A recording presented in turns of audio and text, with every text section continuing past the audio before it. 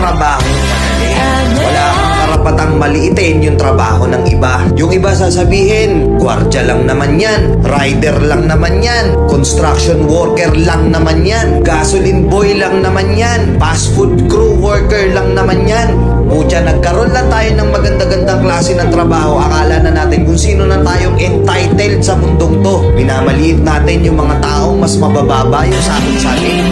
Pagkakaalam ko kasi, wala kang karapatang maliitin o matahin yung trabaho ng iba hanggat nagtatrabaho sila ng marangal.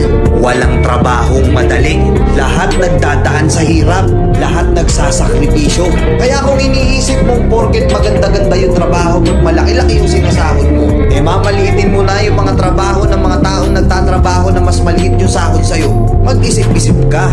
Baka bawiin sa'yo yan. Baka biglang bumaliktad yung mundo at sila naman yung umangat. Kahit anong trabaho mo, magpakumbaba ka pa rin. Bilog ang mundo, hindi palaging nasa taas ka. Kaya hanggat maaari sa lahat ng oras, magpakumbaba ka.